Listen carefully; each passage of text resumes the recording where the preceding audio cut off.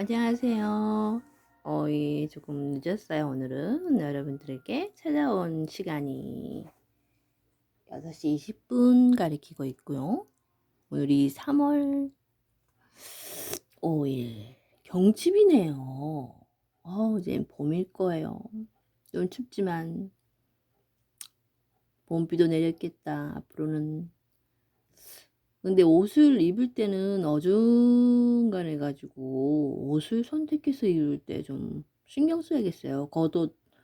겉옷은 겨울 외출은 필수인 것 같고요. 그래도 감기 걸리지 않게 조심해야겠어요. 항상 감기를 우선은 걸리지 않아야 코로나도 걸리지 않는 거니까 감기부터 우선은 조심하고요. 옷 따숩게 입는 게 우선은 최선인 것 같아요. 그러면은 어제는 어디까지 했죠? 그래서 참 외국 같은 한국도 그런가요? 하기야 지금 이 상황이 결혼식 바로 일주일 전에 자기 약혼녀가 사고를 당했잖아요. 그렇기 때문에 이게 어떻게 말로 표현할 수 없을 정도로 너무나 힘들 거예요. 근데도 이게 갑자기 석 달이 지난 후로 이게 바뀌었어요. 그 석 달 전의 일은 여기에 나와 있지 않고요. 석 달 후에 여기서 사고로 죽은 그 도모미 그 아버지께서, 거기는 좀 집안이 좋았던 것 같아요. 도모미네 집안이. 그래서 아버지 이름이 모리사키 노부히코 도모미 아버지께서, 거기는 별장도 그쪽에 있었나 봐요. 그래서 여름에는 거기서 휴가를 지내고 했는데, 그때 모리사키가 주인공이잖아요. 여기서 모리사키한테 같이 지내자고 여름을. 그래서 초대를 했나 봐요. 근데 모리사키도 선뜻 가시네요. 참 애매모호한 이 집안이, 도모미 원래 집안이 원래 굉장했나 봐요. 그래서 좀 자기 일에도 도움이 되는 그런 문제가 있기 때문에 선뜻 승낙을 해서 간다고 하지 않았나 그런 생각도. 죽은 지 한 석 달밖에 안 됐기 때문에 참 안타까운 일이지만, 그래도 갑자기 다른 여자랑 결혼해 버린다는 건 있을 수가 있지, 좀 그렇잖아요. 그렇기 때문에 도모미에게라도 조금 미안하잖아요. 서로 사랑했던 관계였고, 또 그렇다고 모리사키가 도모미를 이용해 먹으려는 그런 것도 아니었고, 서로 사랑했기 때문에. 또 도모미가, 그러니까 말을 정말, 이 사람이 말이 어찌 말대로 된다고 그러잖아요. 가수면은 가수의 말대로 되듯이 노래 가사처럼. 그래서 말을 좀 생각을 잘하고 얘기를 그렇게 자기 떠들어 대듯이 하듯이 그렇게 하다 보면은 결국은 그렇게 되는 건지, 참 희한지게 자기가 죽을 것 같은 그런 예감이 들었나 봐요. 그런 얘기를 하는 거 보면 참 희한지죠. 저도 그렇게 좋은 결혼식을 앞두고 자살했다고는 믿어지지가 않아요. 도모미가 분명히 무슨 사연이 있었을 것 같아요. 여기 산장에서 일을. 그러면은 이어가도록 할게요. 그가 중간 유리문을 연 후 나무로 된 현관문을 여는 밖에서 있는 사람은 아가와 게이코가 아니었다. 제복 차림의 경찰 둘이 수상쩍다는 눈빛으로 들이번거리며 별장을 바라보고 있었다. 무슨 일로? 이 별장 부인이십니까? 나이가 들어 보이는 쪽이 물었다.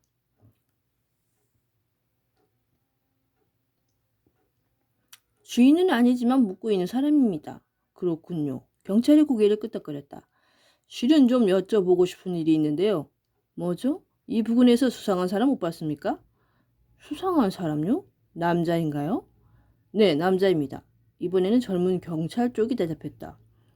글쎄요. 다카유키는 두 경찰의 얼굴을 번갈아 보며 고개를 저었다. 조금 전에 도착해서 잘 모르겠습니다만 그런 별장이 현재 묵고 있는 사람은 저 외에 6명이 있습니다. 그분들도 모두 오늘 도착했습니까? 네.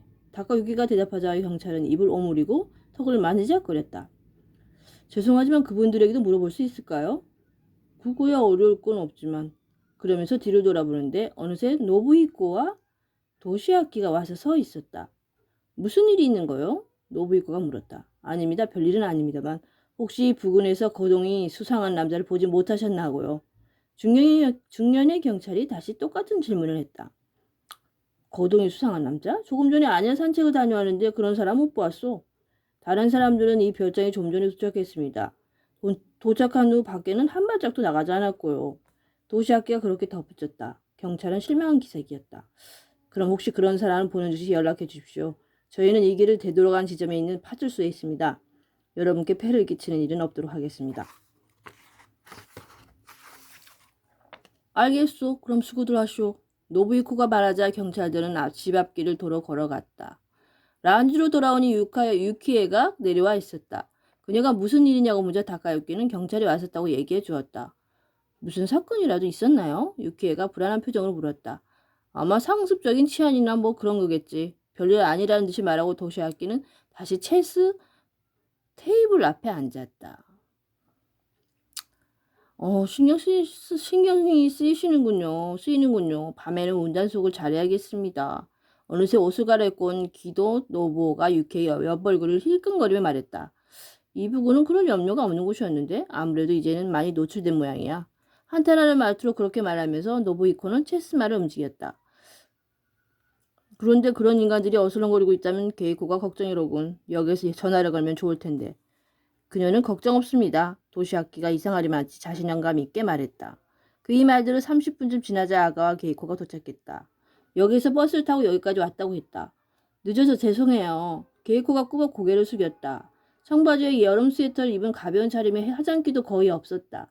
덕분에 다소 인상이 차갑던 얼굴이 부드러워져 다카유키가 전에 만났을 때보다 훨씬 여성스러워 보였다. 그래, 기다리고 있었다. 이봐, 게이코가 왔어. 노부이코가 힙 주방 쪽에 대고 소리치자 주방에서 여자들이 나왔다. 유키에도 주방에서 아스코를 거들고 있었던 모양이었다. 어서 와, 피곤하지? 아스코가 미소를 지어 보였다. 아니에요. 그보다 다들 건강해 보이셔서 다행이에요. 그리고 게이코는 거기 모인 사람들을 쑥 훑어보다가 유키에게서 눈길을 멈췄다. 유키 씨는 오늘따라 유난히 예뻐 보이네. 아, 예기치 못한 말을 갑자기 들어서인지 유키에가 두 머리를 붉히며 고개를 숙였다. 게이코는 그런 그녀를 일순 날카로운 시선으로 바라보다가 아스코에게 고개를 돌렸다. 식사 준비를 하고 계시죠? 저도 놓을게요. 아니, 안 그래도 돼. 천천히 쉬고 있어. 아스코가 손을 내저었다. 아니에요. 돕게 해주세요. 게이코가 진지한 표정으로 말했다. 도모미도 언제나 어머니 일을 거들었잖아요. 오늘은 도모미를 대신하겠다는 마음으로 왔어요. 게이코. 그래, 그렇게 하도록 해. 게이코도 여기서 남자들 상대해봐야 무슨 재미가 있겠어. 노부이코가 끼어들었다. 그래, 그럼 내가 앞치마 가져올게. 아니에요. 제가 가져왔어요. 게이코는 가방을 열더니 귀여운 그림이 그려진 앞치마를 꺼냈다. 그녀가 주방으로 가는 것을 확인한 후 남자들은 다시 체스 테이블에 앉았다. 자, 이렇게 해서 오늘의 배우들이 다 모인 것 같군. 그러면서 노부이코가 무릎을 탁 쳤다. 식사는 오드볼로 시작되었다. 각자의 잔에 와인이 채워졌다. 아스코는 요리 솜씨가 좋다. 그 덕분에 도모미도 곱게 자란 여자치고는 요리를 제법 잘했다. 다카유키는 몇 번 맛본 적이 있는 도모미 요리를 떠올렸다. 지금 먹고 있는 것이 그녀가 만든 요리 맛과 똑같기 때문일 것이다. 며칠 전에 아가와 게이코가 발표한 소설이 화제에 올랐다. 그녀는 작년에 22살의 젊은 나이로 모 문해지 신인상을 수상했다. 그 후 그녀는 갓 취직한 직장을 그만두고 창작 활동에 전념하고 있다. 게이코의 소설을 읽다 보면 연애에 대해서 참 잘 알고 있다는 느낌이 드는데 말이야. 그게 대체 어디서 나오는 거지? 벌써부터 위스키 칵테일로 주종을 바꾼 노부히코가 신통하다는 표정으로 물었다. 물론 거의 다 상상이에요. 그런 이런 연애도 있지 않을까 하고 머릿속으로 만들어내는 거죠. 상당히 겸손한 말투로 케이코가 대답했다. 고의라면 그 중에는 자신의 체험이 바탕이 된 내용도 있다는 뜻인가요? 다카유키는 놀리는 듯한 투가 아니라 진지하게 물었다. 완전히 똑같을 수는 없지만 더러 소재도 삼은 것도 있죠. 그래도 거의 없어요, 정말로. 케이코의 연애 신라도 읽어보고 싶은데 말이야. 노부히코가 말하자 몇 사람이 웃었다. 그래도 정말 대단하잖아요. 케이코가 소설가가 되다니. 옛날에는 도모미와 같이 발레를 배웠었는데 역시 대학에 가길 잘했나 봐. 발레 재능이 없다는 걸 저 자신도 알았으니까요. 그렇다고 딱히 하고 싶은 게 있는 건 아니었어요. 대학도 별 생각 없이 간 거고요. 케이코가 그렇게 말하자 아스코는 포크와 나이프를 내려놓고 테이블 위에 놓인 꽃병이 아래쪽으로 눈길을 주었다. 도모미도 마찬가지야. 발레 재능이 있었는지 없었는지는 알 수 없지. 도중에 그만두게 했으면 많은 게 달라졌을지도 모르는데. 그녀의 말은 그 자리 모두를 침묵시키기에 충분했다. 그만해요. 이런 자리에서. 눈물 짜는 얘기는 안 하기로 약속했잖아. 다카유키 군도 있는데. 노부히코가 담을 하자 아스코는 고개를 숙인 채 허탈한 미소를 지었다. 그리고 얼굴을 들더니 다카유키에게 사과했다. 미안해, 마음 상하게 해서. 아닙니다. 무슨 말씀을요. 그러자 무거워진 분위기를 바꾸기 위해서인지 노부히코가 내일 탈 모터보트가 준비돼 있다고 발표했다. 그걸 타고 호수를 유람할 작정이 됐다. 수상스키도 탈 수 있습니까? 조금 전까지 옆에 앉은 유키에게 열심히 말을 걸던 기도 노부오가 처음으로 모두에게 들리는 목소리로 말했다. 가끔 친구 보트를 빌려서 수상스키를 타곤 하거든요. 그건 준비가 안 돼 있는데 원한다면 어떻게 해보시지? 시모조 양, 가능하겠나? 네, 문제 없을 거예요. 시모조 레이코가 거침없이 대답하는 모습을 보고 다카유키는 조금 놀랐다. 이렇게 갑자기 수상스키 도구를 준비하라고 하면 자신은 도저히 대처할 수 없을 것이라고 생각하기 때문이었다. 아마도 그래서 노부히코가 그녀를 비서로 고용한 모양이다. 요즘은 아버님 일 돕기가 어떤가요? 전에 들었을 때는 여러 가지로 힘들다고 하던데. 다카유키가 테이블 모서리를 끼고 바로 옆자리에 앉은 유키에게 말을 건넸다. 지금까지는 기도가 그녀에게 계속 말을 걸어 그럴 기회가 없었다. 일은 많이 익숙해졌어요. 제가 하는 일이래야 간단한 사무 정도인걸요. 유키에는 와인잔을 든 채로 약간 수줍은 듯 대답했다. 하얀 피부에 붉은 기운이 도는 것은 와인 때문일 것이다. 색깔이 옅은 눈동자가 살짝 촉촉해 보였다. 경영 쪽은 여전히 힘든 것 같아요. 요즘 들어 경쟁이 부쩍 치열해져서. 그런 얘기는 많이 들었어요. 유키의 아버지 시노가즈마사는 학원을 운영하고 있었다. 대상은 초등학생과 중학생으로 예전에는 멀리서도 학생들이 찾아올 만큼 인기가 좋았는데 요즘 들어 학생 수가 급격히 줄었다고 한다. 그렇다고 강의 질이 떨어진 것은 아니다. 컴퓨터와 인터넷을 잘 활용하는 학원이 두각을 나타내면서 옛날 방식대로 운영되는 학원이 흡입력이 떨어진 것이다. 자금이라면 매형인 노부히코가 언제든 지원해주겠다고 하는데 가즈마사는 고맙다고 하면서 늘 정중하게 거절한다고 들었다. 대학을 졸업한 유키에가 취직하지 않고 학원 일을 거들기로 결심한 것도 조금이나마 아버지에게 힘이 되고 싶어서인 듯했다. 게다가 아이들이 숫자 자체가 줄어든 것도 한 요인이라고 하더라고요. 아버지가. 그런 것 같더군요. 출생률이 해마다 줄어든다는 기사를 신문에서 봤습니다.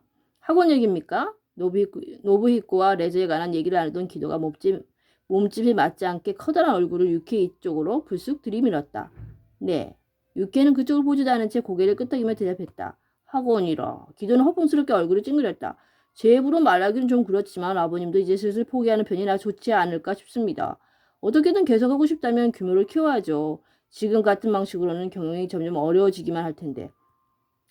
그래도 아버지는 우리 같은 학원도 필요하다고 하세요. 입버릇처럼. 그녀는 여전히 기도 쪽으로는 눈길도 주지 않고 말했다.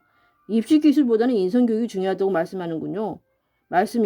하지만 그런 말로는 세상의 어머니들이 납득하지 않을 텐데요. 그가 점점 더 유키 쪽으로 다가왔다. 너무 가까이 다가오는 바람에 말할 때마다 입에서 튀는 침이 그녀의 음식 속으로 떨어지지 않을까 싶어 다가유키는 얘기 내용보다 그쪽에 더 신경이 쓰였다. 게다가 기도가 물을 한 모금 마시더니 등을 살짝 펴고 다시 말을 시작했다. 유키 씨가 취직하지 않고 아버님 일을 거두는 것에도 찬성할 수 없고 말이죠. 전에도 말했지만 일을 하는 이상은 미지의 세계에 도전해야 마땅하지 않을까요? 그렇게 느껴질 수도 있겠지만 그렇죠. 지금부터라도 늦지 않았어요. 예를 들어서 하는 말인데요. 우리 병원에서도 일해도 괜찮습니다. 기도는 그 커다란 코의 한쪽 콧구멍을 벌렁거렸다. 이 남자는 바로 그 말이 하고 싶었던 것이다. 네, 그래도 당분간 아버지 일을 거두고 싶어요. 유키에는 미소를 지어 보이려고 의자로 뒤로 밀며 일어섰다. 아스코가 요리를 가지러 주방으로 가는 것을 보고 그녀를 도우러 가는 듯 했다. 기도는 그렇게 오래 공들여 복선을 깔았는데도 여지없이 퇴짜를 맞는 바람에 얼빠진 표정을 짓고 있었다. 도시학기가 기도에 대해 설명하면서 이번 모임에 꼭 참석하고 싶어하는 이유가 따로 있다고 했는데 그게 이런 것이었구나 하고 다카유키는 메브리코를 옆에서 바라보면서 깨달았다. 다카유키 역시 유케이를 멋진 여자라고 느꼈다. 그녀를 처음 만난 것은 작년 크리스마스 날 밤이었다. 도모미와 둘이서 도쿄에 있는 레스토랑에서 파티를 할 예정이었는데 그녀가 자기 사촌 동생을 초대해도 괜찮겠느냐고 물었다. 1살 아래지만 어렸을 때부터 쌍둥이처럼 자랐어. 별장에 가서도 언제나 둘이 놀았고 그 애랑 전에 한 약속이 있거든. 어느 쪽이든 애인이 생기면 크리스마스 날 밤에 소개하기로. 그렇게 말하면서 도모미는 어린애 같은 미소를 머금었다. 나야 상관은 없지. 그런데 갑자기 불러내도 괜찮겠어? 물론이지. 바로 저기에서 기다리고 있으니까. 불러올게. 도모미는 윙크를 하고서 자리에서 일어났다. 그리고 나타난 유키에는 그 이름처럼 하얀 여자였다. 검은색 옷을 입고 있어서 하얀 피부색이 더욱 도드라졌다. 키는 도모미와 비슷하지만 얼굴과 몸의 세부적인 곡선이 조금씩 달랐다. 그리고 이 집안 핏줄이 그런지 그녀 역시 도모미처럼 소녀 같은 순수함을 풍겼다. 도모미 같은 활달함을 없는 대신 차분한 몸짓을 보니 성격이 온순할 것 같았다. 유키에는 발레도 음악도 하지 않지만 감상하는 것은 좋아하는 듯했다. 왠지 내가 방해한 것 같아서 미안하네. 유키가 그렇게 말하자 도모미는 이렇게 대꾸했다. 하룻밤쯤은 단둘이 있지 않아도 돼. 그 만남을 계기로 다카유키는 유키의 아버지 시노가즈마와도 일가 관련된 인연을 맺게 되었다. 학원 자체적으로 비디오 교재를 만들어 사용하고 싶은데 제작해 줄 수 있겠느냐는 의뢰를 받은 것이다. 결과적으로는 실현되지 않았지만 협의하는 자리에 유키가 참석한 적도 있었다. 이런 남자가 있다는 얘기는 못 들었는데 다카유키는 기도의 옆벌구를 유심히 보았다. 먼 친척이긴 하지만 그래도 친척은 친척이니 옛날부터 교류가 있었을 것이다. 두 사람이 나이 차이를 생각하면 기도가 20대 시절에 유케이는 겨우 초등학생이거나 중학생이었을 것이다. 그런데 이 남자는 그 사이 연애도 하지 않고 그녀를 향한 마음만 키워왔다는 말인가? 설마 그럴 리 없다고 생각하면서도 왠지 모르게 편집광적인 느낌이 드는 인상이라 혹시 그럴 수도 있겠다는 생각이 들었다. 그러한 상황을 상상하자 다카유키는 기분이 약간 상했다. 식사가 끝나자 남자들이 먼저 라운지에서 술을 마시기 시작했다. 뒷정리를 끝내고 야스코와 유즈키에 게이코도 술자리에 끼었다. 노부이코는 상대를 시모조 레이코로 바꿔 체스보드 위에 다시 말을 늘어놓았다. 다카유키는 도시학기 제안으로 유키의 게이코와 함께 포코를 하게 되었다. 아스코는 모두를 위해 술심부름을 했다. 기도는 뭘 하나 싶어 주위를 살펴보니 아니나 다를까 유키 옆에 의자에 갖다 놓고 앉아 혼술을 두기 시작했다. 유키에는 때로 불쾌한 표정을 지었지만 그걸 말로 표현하지는 않았다. 기도는 거기에 안도했는지 유키의 기도 합동팀 어쩌면 하며 주절거렸다. 예상했던 일이지만 게이코는 포코에 매우 강했다. 좋은 카드를 잘 집어가는 것은 아닌데 신중함과 대담함의 균형이 발군이었다. 단박에 그녀 앞에만 칩이 수북하게 쌓였다. 대단한 패가 있는 것도 아닌데 태연하게 승부를 걸기도 하고 이건 그저 포코를 잘하는 수준이 아니라 도박이 상당히 재주가 있는 거야. 칩을 상냥냥 빼앗긴 도시학기가 포기한 듯이 말했다. 정말 그러네요. 난 표정이 다 드러나서 역시 겁이 많은가 봐요. 그렇게 말하면서 유키에도 카드를 덮었다. 유키에 씨가 겁이 많은 사람은 아니지. 게이코가 자신의 카드를 가슴에 앞에 든 채로 말했다. 때가 닥치면 과감해질 수 있는 사람이야. 난 알아. 그런가요? 유키에가 약간 쑥스러운 표정으로 다카유키와 도시학기를 보았다. 의외로 그럴지도 모르지. 도시학기가 중얼거렸다. 도모미는 행동파, 유키에는 얌전하다는 이미지가 있었지만 어쩌면 도모미 쪽이 오히려 마음이 약했는지도 모르겠어. 발레만 해서 세상 물정도 전혀 모르고 말이야. 도모미는 겁이 많았어. 말 그대로 겁쟁이였지. 자네를 밖으로 온 아스코가 오가는 대화를 들었는지 도시학기 말을 거들었다. 어렸을 때는 어두운 데서는 자는 것을 싫어했고 외출을 하면 내 손을 꼭 잡고 놓지 않았어. 말괄량이라서 기가 센 것처럼 보였던 것뿐이야. 놀이공원에 가면 청룡열차를 엄청 좋아하고 그러니까. 그래 그랬지라며 야스코가 눈을 가늘게 떴다. 그래서 운전을 시작했을 때는 몹시 걱정스러웠어. 속력을 넘어내면 어찌나 하고 말이야. 그랬더니 역시나 그녀의 사고의 기억이 떠올라 목이 메는 것 같았다. 이봐 여보. 아스코가 또 죽은 딸 얘기를 분위기를 침울하게 만들까봐 걱정되는지 노부이코가 나무라듯이 그녀를 불렀다. 네 알아요. 미안해요. 아스코는 힘겨운 표정으로 입을 다물더니 자리를 뜨려고 했다. 그런데 그런 그녀를 게이코가 막았다. 도모미 말이에요. 운전에 충분히 주의를 기울였을 거라 생각해요. 게이코의 말투가 바늘로 찌른 듯 날카로웠다. 포코를 치던 사람들은 물론 노부이코와 기도 노부오까지 그녀를 주목했다. 침묵 가운데서 그녀가 말을 이었다. 과속을 하는 일은 절대 없었을 거예요. 전에 그런 사고를 겪은 적이 있어서 그게 얼마나 위험한 일인지 뼈저리게 느꼈을 테니까요. 그래서 어쩌다는 말이지? 도시악기가 테이블에 놓인 카드로 눈길을 떨어뜨린 채 말했다.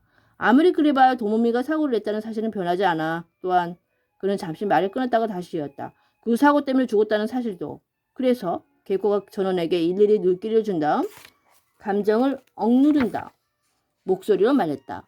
전 그 사고가 이상하다고 생각하는 거예요. 납득할 수 없는 일이 한두 가지가 아니거든요. 그녀의 말에 모두가 마른 침을 삼키며 다른 사람들이 표정을 살폈다.